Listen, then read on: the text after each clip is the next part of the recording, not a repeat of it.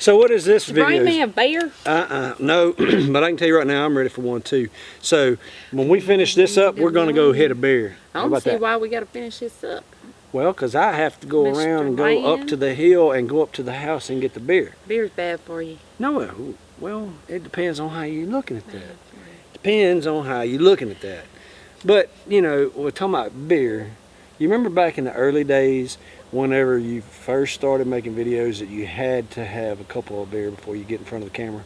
A couple? Okay, you mean a six-pack. I was trying not to let everybody know all your secrets, that you had a drinking problem and all that. A drinking problem. So we would feed her a 6-pack of beer, then put her on a boat. Do you remember my very first video? The very first one? Yeah. Yeah, I do. And I was so nervous. You were so scared. It took me, and I'm not playing, this is absolute truth, 2 months. 2 months of Heather, please, if you'll get involved with us, if you're the person in front of the camera, we can do better with this, because nobody wants to see me and Robbie in front of the camera. So we finally talked her into doing the first video. I was so nervous. That's why we gave you the 6-pack. You could see it all over my face. I was so nervous. Even after the 6-pack we gave you, I was still nervous. Still nervous, very much. I'm shy. You were extreme at that time. You were extremely shy. I'm shy. And I remember we would do take after take after take. So then they thought that if they feed me a 6-pack, that I would do good. So then they turned me into an alcoholic jugger girl. We didn't turn you into alcoholic. No, you had that problem well before that. No, y'all turned me into an alcoholic jugger girl. So y'all know we're joking. Heather's never, it's not an alcoholic problem. It's not an alcohol problem. Back in those days, we did 1 video a week, kind of like what we're doing now with our main YouTube stuff. And we would do 1 video a week, and we had these different ideas, and Heather would get so damn nervous, and she couldn't hardly even speak. So we would give her 2 beers. Yeah, it was beer. It was 2 beers. And then it was happy birthday, Bouncy. Happy birthday, Bouncy. And then she would do like 20 or 30 takes. No, but see, when we actually I'd be like, Jeff, leave me alone. Yeah. Happy birthday, Bouncy. Happy birthday, Bouncy. You're getting on my damn nerves. Happy birthday, Bouncy. Happy birthday, Bouncy. Shut up. Happy birthday, Bouncy. So you know, in the early days, one of the things we realized, you know, you're trying to make stuff or produce things that people have never seen before, give them something totally different, something they've never thought about. So, you know, for us, jugging was a normal thing here. People's jug fish for years, and we've done it most all of our life. And that's a common thing. And also garfish, large garfish are a common thing to us. We've been around them all of our lives, or me. I'd been around them all my life, me and Robbie. I'd never seen one. Heather'd never seen one. I've never seen one. I heard them talk about them. So. And they convinced me that I needed to pull one up. Correct. See, because we knew that if you set out, say, at that time we were running about 20 to 25 They told me jugging jugs. was fun. It is fun. They told me lots of fun. Yeah. Set out some jugs, Heather. This is going to be fun. Because I used to brim fish with my dad, white perch fish. A little bit. And then me and Robbie taught her to bass fish. But and Heather become a good bass fisherman. I've never heard of this jugging thing before. It sounded like a blast. Heather become a pretty good bass fisherman quick. And when I say that, I don't mean taking a beetle spin or spinner bait. I know how to work the worm. Crankbait and stuff like that, and just throw this stuff. I'm talking about me and Robbie, the only kind of bass fishing we did was artificial plastics only. Lizards, worms, flukes, things of that nature, down that line. So when we started teaching Heather how to fish, and what was I, about 20, 21 years old, something like that, we would fish.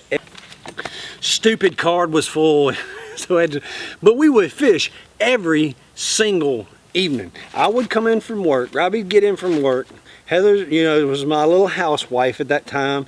We would tie that boat to the top of the car. Don't tell them that. We don't want people to know we was redneck enough to throw a boat, a 14-foot aluminum boat on top of a car and tie it down on each end. You had to do what you had to do whenever you wanted to go fishing. It was Robbie's car. It was Robbie's idea. Actually, he got it from my dad back when we were little bitty kids. To take a Maverick car and a 14-foot boat, seriously, a Maverick, Ford Maverick, and tie it on top of the car and head into the woods, because we fish in the breaks out in the middle of the swamps every evening. every evening. Of course, now, you know, we ended up getting a truck. You remember the truck we had? Yeah. Don't say what kind of truck it was, because we won't own no more of those. It was a bad experience of the brand it was. But anyway, so I'm serious. We'd take her every evening. And Heather caught on very quick. And, you know, so it's 3 of us in a 14-foot aluminum boat. Keep that in mind. I'm in the back, Heather in the middle, Robbie on the front, Robbie doing the paddling. We all worm fishing. We're in these small breaks, sloughs. Some of you would even call them swamps if you're not from Louisiana and seen it with all the cypress trees and stuff. Water's not very deep, very murky. And she got pretty good. She got, I will never say she got as good as me, because that's almost not impossible. I mean, it's almost not possible. I will never be as good as you. Never. You can try all you want. You never get as good a bass fisherman as I am. But back to the jugging thing. So, Gar. yes. Gar. Heather thought the concept of jugging was awesome. It's gonna be awesome. You just put some meat on a hook and a string and a bottle and chunk it on out there and get drunk. Fish get on it and go to It's swimming. It's swimming. This is gonna be fun. You pull it up. It's got a catfish on it. This is how to take a catfish off. You do a little dance. You know, this is fun. This is awesome. Awesome. Keep in mind, we're still with a 14-foot aluminum boat. This is but the days before we had the larger boat. We done the Juggers. So then I'm up there. And, on the front, Robbie's on the back. Been fishing for days trying to find this here gar. Yeah, Robbie's on the back with a little trolling motor. We didn't even have an outboard. The trolling motor, like a 20-pound trolling motor. I'm standing in the middle of the boat with a camera. These mind readers said, oh, the way that one's swimming, that's gar. It's not mind readers. No, if you've done it long enough, I can tell by the way the jug's moving what kind of fish it is. These are mind readers. That's she didn't understand that at that time. I said, that is a car, and that is a car. That is a gar, and that is a monster gar, Heather. We have been out here filming for 3 days straight. That is the shot that we have been here to get, is a monster gar. He said, I need you to grab it with your hand. You gotta put him on the boat. Put him on the boat. You gotta put him on the boat. Okay. This is going to be easy. This is how you do it. I got this. You see this towel. You take this towel and you wrap it around this big long beak. Keep in mind, the reason why you do it, because he's got big teeth. No, you didn't tell me about his teeth. Oh, we didn't? Okay. No, you just said, take this towel, grab his mouth, pull him in, baby, that's it. It's just you done. No big deal. No big deal. Easy. Easy, baby. Yep. You got this. This is what we've been here for. This is what you got. He didn't tell me about no teeth. She's a tough girl. Didn't tell me about no teeth. Had this big... So I'm up on front of the boat. Pull up the jug, baby. Pull up the jug. Ease it up and let's get a look at him. Get a look at him. See how big he is. I ease that thing up, pull it up. It's got a nose like this and nothing but teeth. It was a nose like this. Nothing but teeth. I let that jug go. Oh, hell no. Boom, it immediately just... I am not grabbing nothing. Just got razor-looking teeth looking at me. I'm crying at this point. Jeff's yelling, screaming at me to the top of his lungs. No, actually, at that point, you were doing the right thing, because we were teaching you. You didn't know that you're not trying to muscle him in. We run it. We run it, what we call running. No, they thought we running. Heather was not a pulling. So, yeah, because she was doing it first. Running. Yeah, she was doing the right thing. You ease them up, you let them go. He said, grab the jug, baby. No. You want to let them run. You want to let them run until they wear themselves down and they give up. That's what we thought Heather was doing. Nope. What Heather was doing... Not playing with the jug no more. She didn't want to be pulling it up there at all. It's like as soon as he...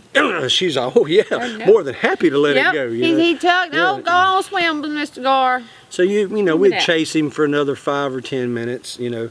Get a hold of the jug, she eases it up. Go on, Gar. You know, he goes again. Chase him for another 5. Robbie on the back with a little trolling motor on a 14-foot boat, you know.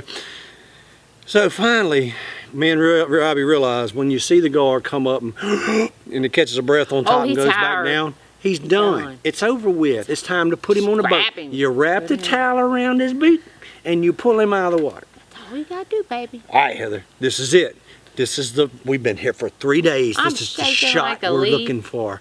You're ready to put him on the boat now. And she's still playing tough. I have to give her that. She was still playing tough at that point. And what happened then? You ease him up, you get ready to put him on the boat. Oh, actually, I remember the funniest part, and that's on video. It's on one of our earliest YouTube videos if you've never seen it. As I remember, you eased the jug up the first time and it went, and you went, oh, hell no!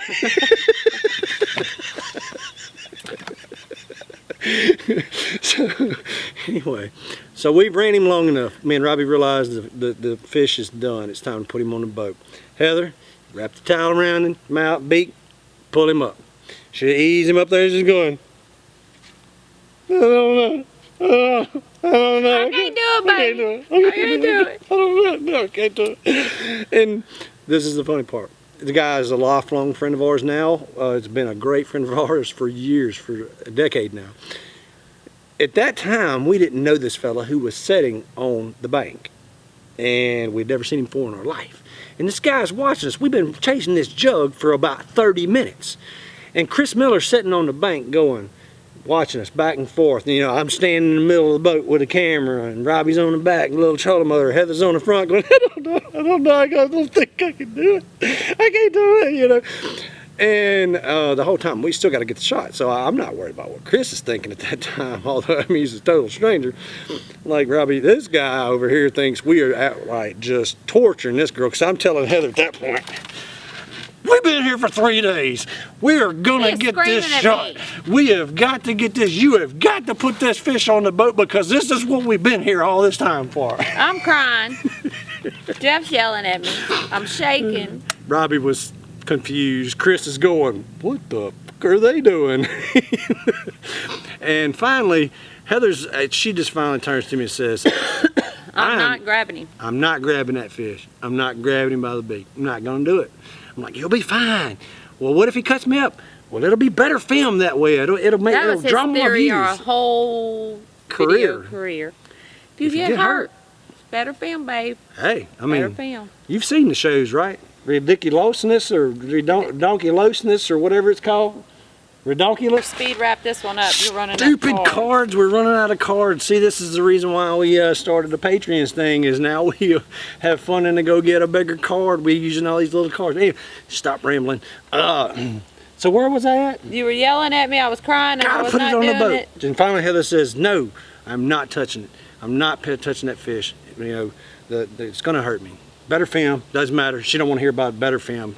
Not touching it.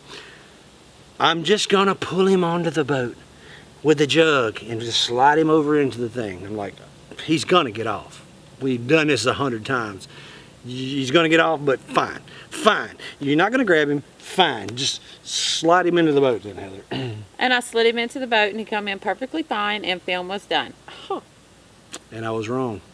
I just knew he was gonna get off. Say it again. I just knew he was going to get off. No, the other part. If you slid him over into the boat, No, the other part.